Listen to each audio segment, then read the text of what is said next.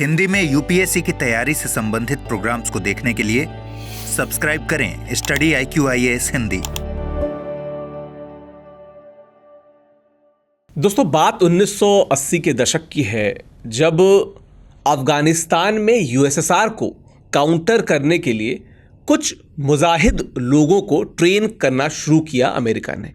America को पता नहीं था कि यही मुजाहिद जब खाली हो जाएंगे तो एक बड़े आतंकवादी संगठन के रूप में खुद अमेरिका के खिलाफ ही खड़े होंगे। हम सबको 9/11 याद है, जब अमेरिका पे अलकायदा का हमला हुआ और उसके बाद पूरे विश्व को पता चला कि हाँ, आतंकवाद नाम का भी कोई जीव या आतंकवाद नाम की कोई घटना विश्व में होती है। अभी हाल में अगर हम बात करें तो जो रेड फोर्ट यानी कि जो लाल किला है, मेट्रो स्टेशन के गेट नंबर 1 के सामने एक दुर्घटना हुई। अभी तक ये स्पष्ट नहीं है कि वो घटना किन कारणों से हुई, लेकिन बड़े स्तर पे ये माना जा रहा है कि एक आतंकी घटना है। कुछ दिनों पहले लगभग 3000 किलो RDX भी बरामद हुआ था फरीदाबाद से। शायद उसके बाद से ही सुरक्षा एजेंसियां तैनात थीं, लेकिन फिर भी लाल किला की जो घटना हुई वो इस बात का सबूत है कि कितना भी आप आतंक के खिलाफ बात कर लीजिए, आतंकवादी कोई ना कोई तरीका ढूंढ ले रहे हैं। आज हम संवाद में इसी विषय पे बात करेंगे और एक बार फिर से पॉलिटी और इकोनॉमिक्स के शानदार फैकल्टी हमारे गाइड पंकज सर हमारे साथ मौजूद हैं। सर, बहुत बहुत स्वागत है। Thank you sir. एक फिर से अभी देश शांति गुजर रहा था, फिर से एक आतंकी घटना हो गई। अभी हमने मई में ही ऑपरेशन सिंदूर देखा और अब एक बार फिर से ऐसा लग रहा है कि कुछ उसी प्रकार की घटना को अंजाम दिया गया है। जी सर, इस घटना के साथ एक नया टर्म बड़ा फेमस हो रहा है जिसको हम कह रहे हैं व्हाइट कॉलर टेररिज्म। मैं आपसे पूछना चाहूंगा कि साधारण आतंकवाद और व्हाइट कॉलर टेररिज्म, इसमें डिफरेंस क्या है? और सर, अगर स्टूडेंट को समझाना हो और उनको एक लेमन टर्म में बताना हो तो ये व्हाइट कॉलर टेररिज्म ऑपरेट कैसे करता है सर? जी, देखिए, अभी तक जो हम टेररिज्म की घटनाएं भारत में देखते हैं या ग्लोबली भी देखते हैं, तो हम नॉर्मली टेररिज्म को लिंक करते थे गन से, बम से, ट्रेनिंग कैंप से, जो नॉर्मली सीमा पार हुआ करते जी। लेकिन अभी क्या है कि अब का जो आतंकवाद का मॉड्यूल है वो लैपटॉप पर है, वो इनक्रिप्टेड है, वो साथ ही साथ पेपर वर्क कर रहा है, प्रोफेशनल्स के हाथ में है। आतंकवाद देखते थे मार्जिनलाइज्ड कम्युनिटी मदरसे में जाकर के सीख रही है, सीमा पार से ट्रेनिंग ले रही है। अब वो आतंकवाद का मॉड्यूल नहीं चल रहा है। दिल्ली वाला जो ब्लास्ट हुआ है उसके बाद हम देख रहे हैं कि हाईली एजुकेटेड प्रोफेशनल कॉलेजेस और यूनिवर्सिटीज़ में पढ़ने वाले लोग, प्रैक्टिस करने वाले डॉक्टर्स, और जो सिर्फ एक लोकेशन में नहीं, अब आपने जैसे फरीदाबाद का नाम लिया तो अब दिल्ली से बिल्कुल पास में है सर, वहाँ पर इतनी बड़ी मात्रा में RDX वो भी थोड़ा थोड़ा करके इकट्ठा किया गया और प्रोफेशनल्स के पास वो इस्टेब्लिश्ड रखा हुआ है।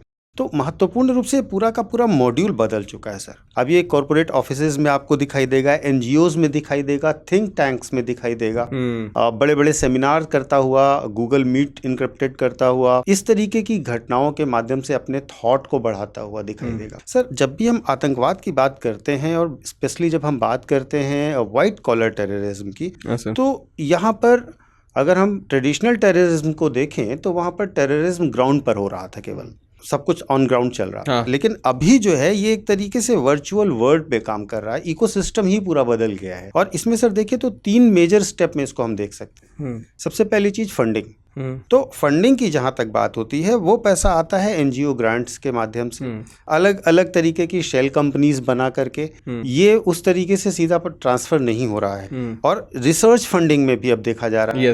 तो वो पैसा जो आ रहा है, सबसे पहला काम जो फंडिंग का मेथड है वो बदल गया है। बिल्कुल सर। इसके बाद अगर हम दूसरा स्टेप देखें तो रेडिकलाइजेशन का है। और ये रेडिकलाइजेशन जो नैरेटिव होता है टेररिज्म का, वो जो सेटअप किया जा रहा है वो अब सोशल मीडिया के थ्रू किया जा रहा है, टेलीग्राम चैनल्स के थ्रू किया जा रहा है, और नए नए इंटरैक्टिव चैनल्स बना करके, इवन AI का इस्तेमाल करके भी किया जा रहा है, डीप फेक का इस्तेमाल करके भी किया जा रहा है, इनक्रिप्टेड जूम मीटिंग्स की जा रही हैं। तो दूसरा जो रेडिकलाइजेशन का प्रोसेस है वो पूरा बदल चुका है। साथ ही साथ तीसरी चीज जो हम करें, सबसे मेजर पार्ट जो हमें दिखाई देता है, ये पीछे के 2 पार्ट्स हमें नहीं दिखाई देते, तीसरा पार्ट एग्जीक्यूशन जो दिखाई देता है वो हमें केवल दिखाई देता है। और यहाँ पर एग्जीक्यूशन में अगर हम बात करें तो शूटर्स जो होते हैं या जो इस तरीके की घटनाओं का अंजाम दे रहे हैं वो केवल 5% है।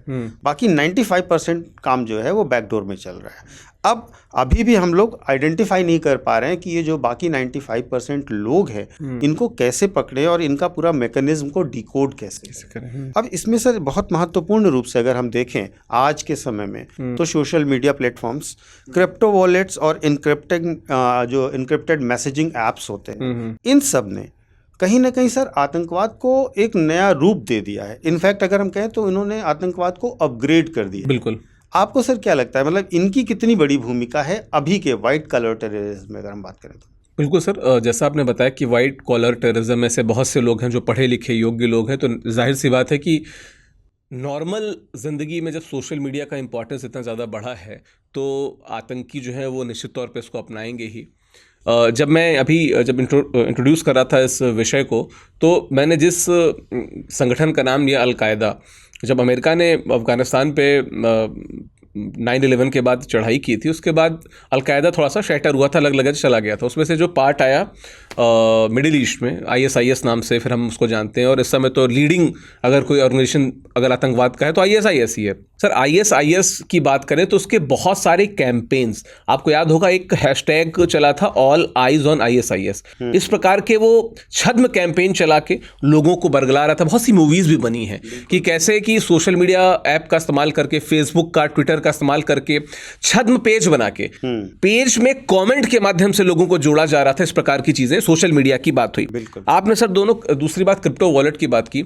मैं क्रिप्टो वॉलेट पे आने से पहले एक बात बताना चाहता हूं। अभी हमने ईरान बनाम इजराइल को देखा और इजराइल बनाम फिलिस्तीन को हम बहुत पहले से देख रहे हैं, लगातार देख रहे हैं। जो हमास का जो एक सैन्य संगठन है, अल कसम नाम है उसका, अल कसम की फंडिंग प्रॉपर क्रिप्टो वॉलेट से हो रही थी, जिसको बाद में CIA ने तोड़ा। और वो फंडिंग कहाँ हो रही थी? US में हो रही थी। एक और बात, इसी में पता चला कि वर्जीनिया के कुछ लोग, एक व्यक्ति को तो सजा भी हुई 30 साल की, वो लोग क्रिप्टो वॉलेट्स और इनक्रिप्टेड मैसेज के थ्रू बात कर रहे थे और क्रिप्टो वॉलेट्स के थ्रू फंडिंग कर रहे थे। क्रिप्टो के साथ दिक्कत ये है कि अभी भी वैश्विक स्तर पे, जिसे कहते हैं कि इसको रेगुलेट करने के लिए, इसके लिए कोई कानून बेहतर नहीं है। मैंने सर एक वीडियो किया था AI पे और क्रिप्टो पे, उन दोनों पे मैंने बताया कि ये दोनों बहुत अच्छी चीज़ें हैं, लेकिन वैश्विक स्तर पे इनका दुरुपयोग हो, इसके लिए वैश्विक स्तर पे कोई कानून नहीं बना है। और मुझे लगता है कि अभी बहुत समय लगेगा कि वैश्विक स्तर पे इस पे कानून बने। देशों को इसके लिए आगे आना पड़ेगा। तो क्रिप्टो वॉलेट हेविली एक्सप्लॉइट कर रहे हैं टेररिस्ट, आतंकवादी। इसमें सर मैं अगर कहूँ तो शायद इंडिया में भी इसके लिए कोई रेगुलेशन नहीं है, सिर्फ इलीगल घोषित किया है। लेकिन डिजिटल करेंसी मानी जा रही है, और इवन डिपॉजिट और ट्रेड पर आप टैक्स लगाने की बात कर रहे हो without regulating. There is no regulator. हाँ, ऊपर RBI देख रहा है थोड़ा बहुत, लेकिन मतलब क्लियर कट कोई कानून नहीं बना। AI के लिए भी नहीं बना हुआ। वही चीज मैंने इसमें बताया भी था कि वैश्विक स्तर पर जिस चीज की कमी है वो इन दो जो मेन चीजें हैं, इनको रेगुलेट करने की कमी, जो नहीं हो पा रहा है। नहीं सर, देखिए थोड़ा सा हो सकता है डिरेल भी हो जाए टॉपिक, लेकिन ये मुद्दा अच्छा है और थोड़ा आप टेक्नोलॉजी टेक फ्रेंडली भी हैं। तो सर क्या इसको मतलब रेगुलेट किया जा सकता है? जो डिजिटल क्रिप्टो करेंसीज हैं, इनको प्रॉपरली क्या रेगुलेट कर सकती है गवर्नमेंट? सर तरीके तो खोजने ही पड़ेंगे हमें। AI के लिए जैसा कहा जाता है डीप फेक, मैं आपको छोटा सा उदाहरण देता हूँ। अगर मैं सही हूँ तो सर इजिप्ट की बात है, वहाँ पे प्रेसिडेंशियल पोस्ट, इजिप्ट की शायद बात थी, प्रेसिडेंशियल पोस्ट के एक व्यक्ति जो थे वो चुनाव हार गए क्योंकि उनका एक डीप फेक वॉइस चला गया था लोगों के बीच में। तो लोग अपने नेता की आवाज़ को डीप फेक होते हुए नहीं पहचान पाए। तो ये चीज़ें बड़ी गहरी हैं, लेकिन मैकेनिज्म तो खोजना ही पड़ेगा। कहते हैं कि सर वो लोहा लोहे को काटता है, तो हमको इसी क्रिप्टो रैकेट के बीच में कुछ तरीके, कुछ मैकेनिज्म निकालना ही पड़ेगा। और वैसे इस पे छोटी सी बात, जब मुझे लगता है कि जब क्रिप्टो करेंसी शुरू हुई थी तो उस पर कुछ चर्चाएं शुरू हुई थी, लेकिन उसके बाद एक क्रिप्टो का जब मार्केट डाउन गया तो लोग साइड हो गए। अब वापस क्रिप्टो अप हो रहा है तो अब क्रिप्टो की बात हो रही है। लेकिन सर क्रिप्टो में फंडिंग बहुत ज़्यादा हो रही है। और एक चीज़ और मैं बताता चलूँ, शायद बहुत से बच्चे देख रहे हो तो उन्हें लग रहा हो कि करोड़ों की नहीं, करोड़ों की जो फंडिंग होती है डायरेक्ट ही होती है। छोटी छोटी फंडिंग जो होती है ना, वो खतरे का काम होती है। और ये छोटी छोटी फंडिंग से क्रिप्टो के द्वारा कर रहे हैं, ताकि आप कहाँ से पकड़ेंगे? वो अमेरिका से कर रहे हैं, रूस से कर रहे हैं, कहाँ से करना आप पकड़े नहीं उसको पाएंगे। तो क्रिप्टो की बात। तो तीसरा सर आपने कहा इनक्रिप्टेड मैसेजेस की बात। आपको याद होगा कि बीच में टेलीग्राम पे बहुत सारे चैनल्स को बैन किया गया था, क्योंकि टेलीग्राम के द्वारा रिक्रूटमेंट चल रहा था ISIS में। और ऐसे बहुत से, मैं आपको एक नाम बताता हूँ, उसका नाम है बेकन चैट। जब व्हाट्सएप, टेलीग्राम और इस प्रकार के सोशल मीडिया पे उनको बैन किया जाने लगा, तो उन्होंने बेकन चैट का इस्तेमाल किया IS ने, और वो बेकन चैट के द्वारा लोगों को रिक्रूट कर रहे थे, भड़का रहे थे, और चूंकि message end to end encrypted रहते, E2E जिसे कहते हैं जी, एंड टू एंड इनक्रिप्टेड रहते हैं, तो जो थर्ड पार्टी है वो चाह के भी नहीं देख पाती कि मैसेज में क्या है। और दूसरी बात, हमें थोड़ी पता है कि कल रात में जो चैनल बना है वो एजुकेशनल ही चैनल बना है कि कोडेड भाषा में कुछ और चीज़ें बताई जा रही हैं, तो इन पे भी काम किए जाने की ज़रूरत है। बल्कि आप टेलीग्राम पे देखेंगे इस प्रकार की बहुत सारी चीज़ें होती हैं, बहुत सी इलीगल चीज़ें पब्लिक कर दी जाती हैं, वीडियोज़, चाहे वो क्या कहते हैं 18+ वीडियोज़ हों या मूवी के वीडियोज़ हों, तो ये सारी चीज़ें होती ही होती हैं निश्चित तौर पर सर। अगर हम बात करें तो ये तीनों ही बात जो आपने कही, सोशल मीडिया, क्रिप्टो फंडिंग और इनक्रिप्टेड मैसेजिंग, ये तीनों ही मॉडर्न डे के अस्त्र हैं और इनका पूरी तरीके से जो टेररिस्ट हैं वो इसका इस्तेमाल कर रहे हैं। सर, आपने जब वाइट कॉलर टेररिज्म की बात की थी, मैं उसको देख रहा था, तो मैं एक चीज़ जानना चाह रहा था आपसे कि जो हमारी सरकार है और जो हमारा कानून है, यह क्या जो वाइट कॉलर टेररिज्म है, क्या इसको पहचानने में थोड़ा सा कामयाब सा हुआ है?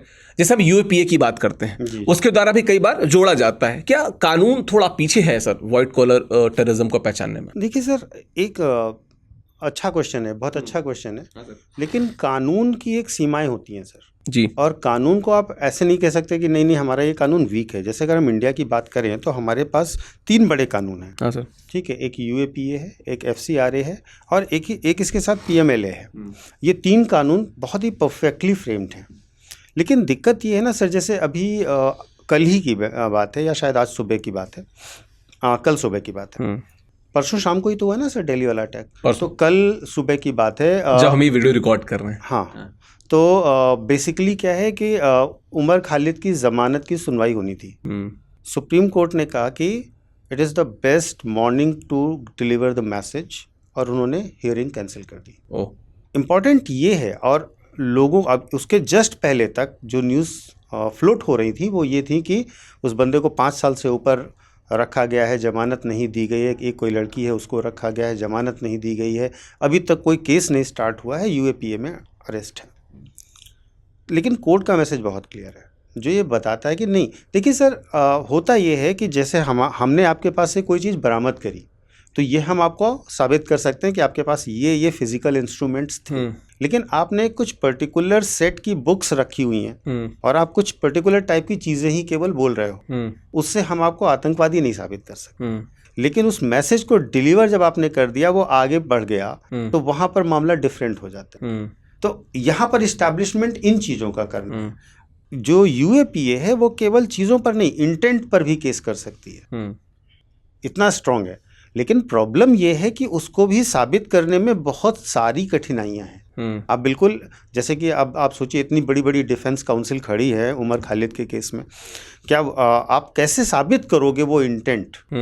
वो एक बहुत बड़ा मामला आता है। कानून प्रिवेंटिव मेजर्स में ये बहुत बड़ी प्रॉब्लम आती है सर। तो अगर हम UAPA की बात करें तो वो आतंकवादी घोषित तो कर सकता है, आतंकवादी व्यक्ति को और संस्था को, अभी अमेंडमेंट के बाद व्यक्ति को भी और संस्था को भी आतंकवादी घोषित कर सकता है। लेकिन उसको प्रूव करना, एक बहुत प्रूफ के साथ लिंक करना एक बहुत ही टीडियस वर्क है। तो हम ये नहीं कह सकते कि कानून बहुत कमज़ोर है। दूसरी चीज़, जैसे हम देखें तो PMLA के अंतर्गत आप तुरंत पैसा फ्रीज कर सकते हैं। पैसे की फ्रीज करने की फॉरेंसिक कैपेबिलिटी है उनके पास, और बाकी सारी चीज़ों का ट्रेल करने की कैपेबिलिटी है। लेकिन वहाँ पर भी, जैसे इसका भी मैं आपको इस एग्जांपल दूँ, बहुत सारा पैसा एक पॉलिटिकल पार्टी के ऊपर आरोप लगाया गया कि उन्होंने शराब के ठेकों में लिया और वो सब किया। लेकिन आप ट्रेल तो साबित कर रहे हो, लेकिन वो पैसा वहीं का था और वैसे ही खर्चा हुआ, ये साबित करने में बहुत मुश्किल है। हाँ। क्योंकि आप वो चीज़ कैसे साबित करोगे? आप तो ये बताओगे कि ये लिया गया और ये लिया गया। तो इस तरीके। और अगर हम FCRA की बात करें तो सर, ये जो फॉरेन फंडिंग है उसके लिए बहुत ही स्ट्रॉन्ग कानून है। और लेकिन यहाँ पर भी सेल कंपनीज को आइडेंटिफाई करना, उन्हें रोकना, और दूसरे की सॉइल पर जो कंपनी काम कर रही है उस पर एक्शन लेना, यहाँ पे मामला फंसता है। तो अगर हम सीधे सीधे ये मान लें कि हमारी एजेंसीज वीक हैं, हमारे लॉज वीक हैं, तो सर ये इतना जस्टिफाइड नहीं है। एजेंसीज ने, जैसे आपने अभी बताया, शुरुआत में बताया कि 3000 किलो से ज़्यादा का अमोनियम नाइट्रेट मिल रहा है। एजेंसीज सतर्क थी तभी मिला सर।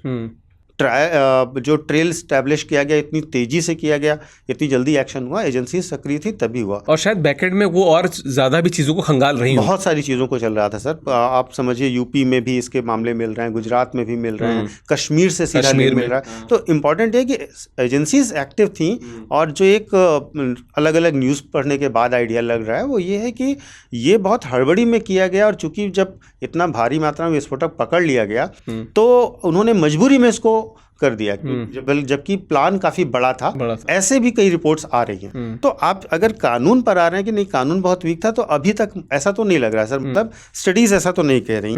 मुझे लगता है प्रॉब्लम कानून नहीं है, कैपेसिटी ज़रूर थोड़ा सा प्रॉब्लम है। कैपेसिटी हमें और बढ़ानी चाहिए।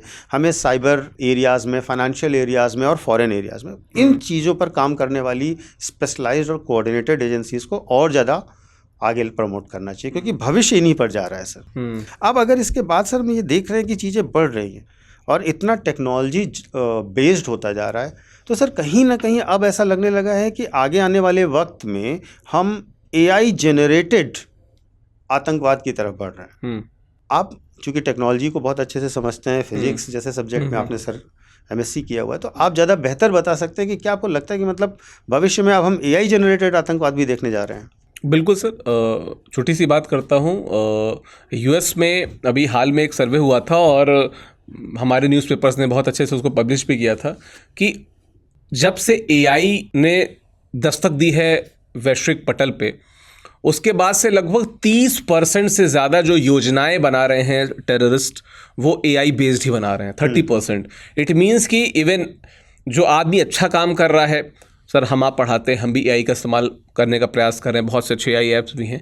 तो निश्चित तौर पे जब हम कहते हैं कि बून और बेन की बात करते थे, तो दूसरा पार्ट है वो ये है कि आतंकवादी भी इधर साइड देख रहे हैं। आपने सर AI जनरेटेड और डीप फेक इन सब की अगर मैं बात करूँ तो डीप फेक तो सर बहुत बड़ी चुनौती इसलिए भी है क्योंकि मुझे याद आ रहा है कि जो IS की मैं बात कर रहा हूँ, IS ने 2022-23 में इवन कोविड के दौरान में बहुत सारे deep fake videos, in fact sir अभी जो हमास वाला हम देख रहे थे, तो हमास के जो वीडियोस वायरल हुए थे वो सब डीप फेक वीडियोस थे। इनफैक्ट कुछ वीडियोस तो चलो रियल थे, जो खुद जो अल जज़ीरा वगैरह पे हमने देखे, पर हमास ने जो वीडियोस रिलीज़ किए थे कि जहाँ बच्चे रो रहे हैं, वो पूरे डीप फेक वीडियोज़ थे। और होता क्या है कि एक बहुत बड़ी जनता है जिसको नहीं पता कि ये इन वीडियोस की रियलिटी क्या है और उनके प्रभाव में आ जाती है। बिल्कुल। जैसे जब हम फेक न्यूज़ की बात करते हैं भारत में और नैरेटिव्स की बात करते हैं, तो अभी भी गाँव में, शहरों में एक बड़ी जनता है, चाहे बच्चों की बात करें चाहे बुजुर्गों की बात करें, एक बड़ी जनता है जो इनके प्रभाव में आ जाती है। जैसे मैं अपने पेरेंट्स की बात करूँ तो वो डिफ्रेंशिएट नहीं कर पाएंगे कि क्या रियल है क्या नहीं है। आज भी हम लोग जब इंस्टाग्राम की रील को देखते हैं तो बहुत से वीडियोज़ ऐसे आते हैं जो देख के एक बार कमेंट बॉक्स में जाना पड़ता है कि वो AI जनरेटेड है कि नहीं है, क्योंकि एक आध व्यक्ति ऐसे होते हैं जो इस बात को क्लियर कर देते हैं कि भाई AI जनरेटेड है। तो हमने हमास के केस में देखा, IS के केस में देखा कि हाँ, डीप फेक का इस्तेमाल हो रहा है। जब डीप फेक का इस्तेमाल इस प्रकार से हो रहा है कि भारत में हीरोइन सेफ नहीं है, वो केस कर रही हैं कि हमारे क्या कहते हैं वीडियो का प्रयोग किया जा रहा है, और वो इतने रियलिस्टिक वीडियो होते हैं सर। तो सर वो जनता जिसको मैं एक छोटा सा उदाहरण मैं देना चाहूँगा कि कोई एक व्यक्ति, वो चाहे कश्मीर में बैठा हो या केरल में बैठा हो, जिसके घर में महीने का 2-3 हज़ार रुपये नहीं आ पाता है, ठीक है, उसको कोई बोले कि मैं तुमको 20 लाख रुपए दूंगा, तुम्हारा एक मकसद है, मकसद क्या है, ये वीडियो देखो, वो डीप फेक एडिटेड वीडियो है। वो व्यक्ति जो ऑलरेडी टेंशन में है, शैक्षिक स्तर उतना ज़्यादा नहीं है कि वो डिफ्रेंशिएट कर सके, कुछ भावुक कर देने वाले वीडियो अगर उसको दिखा दिए जाए तो निश्चित तौर पे वो डीरेल हो सकता है। और इस प्रकार की चीज़ें होती दिखी हैं। इनफैक्ट जब हम लोग कसाब की बात करें तो हमको वो अभी मैं आज ही देख रहा था, बहुत से न्यूज़ कवर कर रहे थे कि ये वाइट कॉलर टेररिज्म की बात करें, तो उन्होंने बताया कि कसाब का केस क्या था कि कसाब बहुत गरीब घर से था और 12-15 हज़ार रुपये में उसके फादर ने बेच दिया था, आतंकवादी संगठन को दे दिया था, लश्कर तैयबा था जिसको। तो सर जो 12-15 हज़ार में जहाँ पे कोई अपने बच्चे को आतंकवादी संगठन को दे रहा है, वहाँ पे इस प्रकार के वीडियो जो एकदम ओरिजिनल लगते हैं, निश्चित तौर पर सर इसका उपयोग बहुत ज़्यादा किया जाएगा।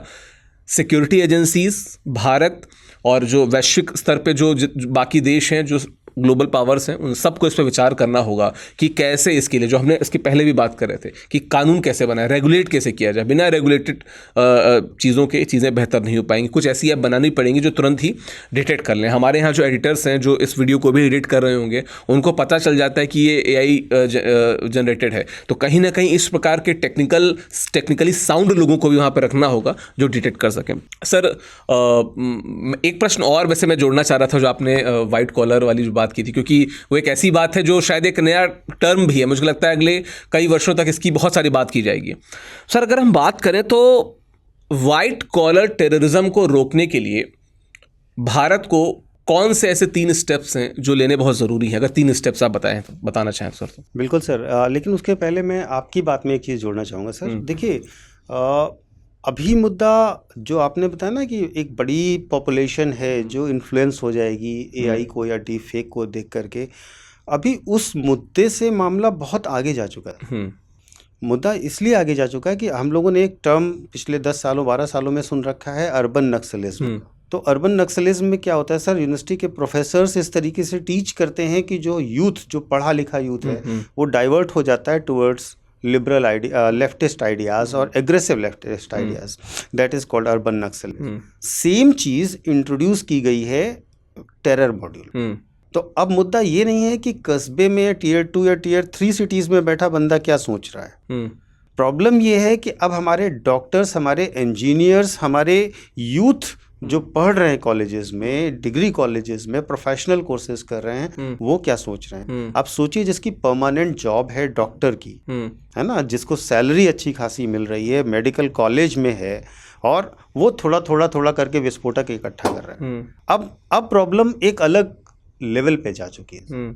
अब वो नहीं है जहाँ पर हम लोगों के माइंडसेट को केवल उन लोगों की जिनके पास एक हर्ड मेंटालिटी है उसको फॉलो करवा रहे हैं। अब तो उनके साथ हम खेल रहे हैं जो लोग एक तरीके से आगे आने वाले लोगों को इन्फ्लुएंस कर रहे हैं। तो ये that is the difference, that is the thing जो वाइट कॉलर टेररिज्म। नहीं, आपने बिल्कुल सही बात बताई। मैं इसमें यही चीज़ बताना चाह रहा था कि जो हमास ने जो क्राउड फंडिंग शुरू की थी, वो क्राउड फंडिंग किसी भी जो आसपास के मिडिल ईस्ट के देश में नहीं हुई थी। वो सारी क्राउड फंडिंग कहाँ पे हुई थी? रशिया में हुई थी, USA में हुई थी, जहाँ पे ठीक ठाक पढ़े लिखे लोग हैं जो फंड कर सकते हैं। तो और दूसरी चीज़ सर आपने पूछी कि अगर हम 3 स्टेप्स देखें कि क्या करना चाहिए भविष्य में हमको, तो सबसे पहला सॉल्यूशन तो ये है कि कोई भी चीज़ अगर कुछ भी गलत करना है तो हमें एक बहुत अच्छी फंडिंग चाहिए सर। तो सबसे पहला स्टेप है फॉलो द मनी। हमें ऐसा करना चाहिए कि हमें ED को, हमें NIA को और FIU को जॉइंट ऑपरेशंस और इतने ज़्यादा पावरफुल ऑपरेशंस करने की कैपेबिलिटी देनी चाहिए कि जो मनी ट्रेल है वो बहुत तेज़ी से और जल्दी डिटेक्ट कर सके। अगर मनी नहीं होगा तो सबसे आसान होगा इस चीज़ को कंट्रोल करना। अगर मनी के बाद बात करें तो दूसरी चीज़ लीगल क्लैरिटी की ज़रूरत होगी। दूसरा स्टेप हमें लीगल क्लैरिटी का लेना होगा, फॉरेंसिक कैपेबिलिटी बढ़ानी होगी। जो डिजिटल फुटप्रिंट्स हैं और जो इसके संबंध में जितने भी फॉरेंसिक्स को लेकर के डेवलपमेंट है उनको और ज़्यादा बेहतर करना। इस पे सर मैं बस एक बार रुकूंगा। जो मेरी वाइफ है उनकी जो PhD है वो फॉरेंसिक साइंस पे ही है जी। और जब मेरी उनसे फॉरेंसिक पे बात हुई तो उनका ये मानना था कि सिर्फ फॉरेंसिक, हर वीडियो में जो CID की और तमाम वीडियो देखते हैं उसमें हर बात पे फॉरेंसिक की बात कर ली जाती है, लेकिन भारत दरअसल फॉरेंसिक के मामले में बहुत पीछे है और फॉरेंसिक लॉज भी हमारे यहाँ बहुत कमज़ोर हैं। आपने बहुत अच्छे से उसको सर पुट अप किया। ये सर, और तीसरी चीज़ जो आप कह रहे थे ना सर, वो मैं तीसरा एज ए सॉल्यूशन कहना चाहूँगा कि हमें कोशिश करनी चाहिए कि नैरेटिव डिफेंस कैसे एस्टैब्लिश करें। हमें उस नैरेटिव को स्प्रेड होने से रोकने के लिए काउंटर मैकेनिज्म बनाने की बहुत ज़रूरत है। क्योंकि आप जब बच्चे ने एक बार देखना शुरू किया, जैसे आपने बात करी बच्चों की, बुजुर्गों की, मुझे ज़्यादा टेंशन युवाओं की है कि जब युवा एक बार देखता जा रहा है कि नहीं हमारी कम्युनिटी पर ही सारा आतंकवाद हो रहा है, हमारी कम्युनिटी पर ही सरकार सप्रेशन कर रही है, हमारी कम्युनिटी के साथ ही सब बुरा हो रहा है, अब उसके मन में जो माइंडसेट बनता जा रहा है उसको टैकल करना बहुत बड़ा मुश्किल काम। तो वहाँ से एक मैकेनिज्म हमें चाहिए जो इसका काउंटर कर सके। नैरेटिव का काउंटर नैरेटिव एस्टैब्लिश करना करना, और स्पेशली वो लोगों के मन में जो टारगेटेड लोग हैं, ये तीसरा बड़ा स्टेप होगा। अगर हम इन 3 चीज़ों पर लगातार काम करते हैं सर, तो ये जो वाइट कॉलर टेररिज्म वाला मामला है उसको काउंटर कर सकते हैं। अदरवाइज तो सर ये बहुत मुश्किल चीज़ होगी। और सर अगर हम देखें ना, तो सिंपल बात यह है कि अब बॉर्डर वाले युद्ध में उतना डर नहीं है, बॉर्डर पे अब उतने ज़्यादा तरीके से युद्ध होते भी नहीं है, अब युद्ध ब्राउज़र पे हो रहा है। तो अब हमें ब्राउज़र वाले कंट्रोल मैकेनिज्म को थोड़ा बेहतर करना होगा। ऑनलाइन रेडिकलाइजेशन सर एक वास्तव में ना, मैं देख रहा हूँ जैसे केरला को लेकर के बहुत बार हम लोगों ने पढ़ा सुना, न्यूज़ सुनी, कश्मीर को लेकर सुनते हैं। तो सर युवाओं में जो मामला है, क्योंकि आपने अभी जब आप बात कर रहे थे तो आपने बुजुर्गों की और बच्चों की बात तो की थी, लेकिन मैं जानना चाहता हूँ आपसे ही सर कि युवाओं में जो ऑनलाइन रेडिकलिज्म बढ़ता जा रहा है वो कैसे हम काउंटर, मतलब बच्चों में, हम युवाओं में वो चीज़ कैसे लाएं कि वो इसके प्रभाव में कम से कम आए। एक तो सर मैं आपकी बात ही लेना चाहूँगा जो आपने बताया कि जो काउंटर रेडिकल नैरेटिव हैं, शिक्षा पद्धति में इसको भी जोड़ना पड़ेगा। और हमें पहली बात तो कि अपने शिक्षा न्यू एजुकेशन पॉलिसी जो 2020 है, NEP 2020 जिसे हम कहते हैं, उसके द्वारा हमें उसमें शायद इस प्रकार की चीज़ों को इन्वॉल्व किया जाए कि बच्चों में जितना ज़्यादा साइंटिफिक टेम्पर विकसित किया जाए ताकि इस प्रकार की जो रेडिकल नैरेटिव्स की टेंडेंसी है उस तरफ ना जाए वो।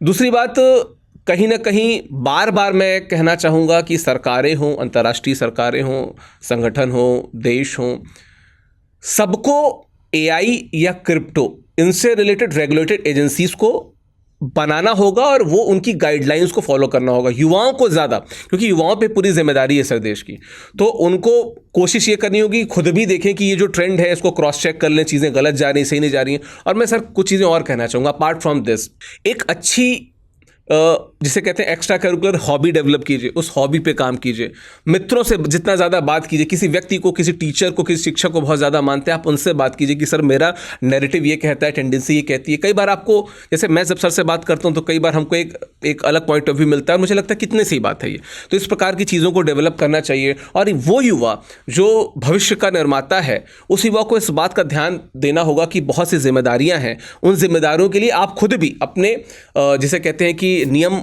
या कानूनों को बेहतर कीजिए, प्रेफर कीजिए कि जो गलत डायरेक्शन की बात है, मैं बार बार कहता हूं कि काउंसलिंग की जो बात करते हैं, हमें भी उन्हें काउंसिल करना पड़ेगा और उन्हें भी बार बार counselling is not a negative term, बार बार उस तरफ जाना पड़ेगा। बाकी सरकारों को ध्यान देना होगा, नियम कानून बेहतर बने। आप अपने जो स्टडीज़ हैं उस पर ज़्यादा फोकस कीजिए, स्टडीज़ के साथ हॉबीज़ को डेवलप कीजिए। शायद ये कुछ चीज़ें हैं जिससे आप थोड़ा सा एक अलग नैरेटिव और एक युवा को एक अलग दिशा में, हम सकारात्मक दिशा में ले जा सकते हैं, ऐसा मेरा मानना है। अगर आपको इसमें जोड़ना चाहें तो आप जोड़ सकते हैं। नहीं सर, मैं एक और क्वेश्चन आप इसमें जोड़ना चाहूँगा आपसे। सर मैं एक्चुअली हम लोग UPSC संवाद जो थीम लेकर के चल रहे हैं, उस UPSC संवाद में हम लोगों ने हमेशा टारगेट किया है कि हमारा हर एक एपिसोड उस बच्चे के लिए ज़रूर यूज़फुल हो जो बच्चा UPSC को टारगेट करे। हमने वो थीम कभी नहीं छोड़ी किसी भी टॉपिक पर, और हमेशा उससे लेकर के चीज़ें देते हैं। चूँकि आप पेपर 3 भी पढ़ाते हैं, पेपर 2 का भी मेजर एरिया आप कवर करते हैं, पेपर 1 भी इंसिडेंटली करते हैं, और साथ ही साथ मैंने देखा कि आप SS की क्लासेस भी बहुत शानदार लेते हैं। सर बच्चे को इस टॉपिक से, मतलब terrorism, counter terrorism, law enforcement और सिक्योरिटी के साथ साथ एसेज में, मतलब ये टॉपिक कितने एरियाज में हेल्पफुल हो सकता है अगर वो इसको अच्छे से समझता है और नोट करता है तो? सर पहले तो निबंध के पेपर में जो ऐसे मैं हमेशा कहता हूँ E² और O² की अगर आपके ऑप्शनल्स ऐसे हैं जो जैसे PSIR जैसा ऑप्शनल है, इस प्रकार के ऑप्शनल में आपको हेल्प मिलेगा। ऐसे के पेपर में आएगा जो पेपर 1 है, पेपर 1 जो बात करता है सोसाइटी की, ठीक है, उस सोसाइटी के पेपर में बहुत यूजफुल हो सकता है कि समाज किस डायरेक्शन में जा रहा है। सोसाइटी पे आजकल UPSC बहुत प्रश्न पूछ रहा है। पेपर 2 की बात करें जो पॉलिसी की बात करता है, इंडियन पॉलिटी की बात करता है और शासन व्यवस्था यानी कि गवर्नेंस की बात करता है। दोनों लिए सरकार को क्या नियम कानून बनाने चाहिए और उसको कैसे लागू करना चाहिए उस पर बात होता है। पेपर 3 जिसमें इंटरनल सिक्योरिटी का, आंतरिक सुरक्षा का विषय, निश्चित तौर पे आप हमारे चैनल्स पे वीडियोस भी देख रहे होंगे, बहुत से टीचर्स ने आतंकवाद से जुड़े विषयों पे बनाए हैं, उसमें GS3 लिखा रहता है। इसका मतलब इंटरनल सिक्योरिटी पेपर 3 के लिए भी यूजफुल है ये। और ये इकोनॉमी से जो जिस कहते हैं कि नए इकोनॉमिकल साइंटिफिक डेवलपमेंट का नकारात्मक इस्तेमाल कैसे होता है, यानी कि पेपर 3 का ही जो पार्ट है तकनीक और अर्थव्यवस्था, उससे भी जुड़ता है। और फिर ये निश्चित तौर पर एथिक्स से तो जुड़ता ही है, क्योंकि जब हम एथिक्स की बात करते हैं, मोरालिटी की बात करते हैं, तो निश्चित तौर पर एक अधिकारी के तौर पे, एक सक्षम अधिकारी के तौर पे आपके अंदर क्या गुण होने चाहिए, क्या मूल्य होने चाहिए, उस पर भी डिपेंड करता है। तो मुझे लगता है कि एक ऐसा टॉपिक है जी जो सार्वभौमिक रूप से पूरे यूपीएससी में इन्वॉल्व है। तो एक है सादे सब सधे वाला टॉपिक है सर ये। नहीं, मुझे लग रहा था कि आप इसको बहुत बेहतर ढंग से चारों पेपर के साथ साथ ऐसे कनेक्ट कर पाएंगे जिससे बच्चे समझ पाए, ऑप्शनल से भी सर। हाँ, तो इसीलिए मैंने क्वेश्चन आपसे पूछा। बाकी तो मुझे लगता है कि टॉपिक सर हम लोगों ने अच्छे से कवर किया। अगर बच्चों के मन में कोई डाउट होगा तो वो पूछ सकते हैं। आप भी अगर अंतिम में चलते हुए कुछ बच्चों से संदेश देना चाहें तो सर। बस मैं यही कहना चाहूँगा, देखिए शायद आप जब हम इस वीडियो पे देखते हैं तो आपको लगता होगा कि दो लोग आते हैं, बैठ के बात कर लेते हैं। पहली बात तो मैं बता दूं कि पंकज सर हमेशा जब उनके साथ बैठते हैं तो मुझको बहुत कुछ सीखने को मिलता है। इस यहाँ पे बैठना सिर्फ संवाद का हिस्सा होना नहीं है, बहुत कुछ सीखना, बहुत कुछ जानना भी है। और निश्चित तौर पे मुझे लगता है कि जब मुझे इतनी सारी चीज़ें नई और इनोवेटिव पता चलती हैं तो आपको तो बहुत फ़ायदा होता होगा। तो कमेंट बॉक्स में ज़रूर बताते चले कि आपको कैसा लगा। आपको और किसी विषय पे आपको लगता है कि सर ये एक समसामयिक ज़रूरतों का ज़रूर विषय है, इसको ज़रूर कवर किया जाना चाहिए, तो भी आप कमेंट बॉक्स में बताइएगा। बाकी संवाद को जैसे आपने पिछले एपिसोड में बहुत प्यार दिया था, आप लगातार जुड़े रहिए। हम अच्छे विषयों को, यूपीएससी से रिलेटेड विषयों को हर उस पर तक कवर करने की कोशिश करेंगे जहां तक ज़रूरी है आपके लिए। तो संवाद यहां तक देखने के लिए बहुत बहुत शुक्रिया, धन्यवाद। Thank you so much. Hindi में यूपीएससी की तैयारी से संबंधित प्रोग्राम्स को देखने के लिए सब्सक्राइब करें स्टडी IQ IAS हिंदी।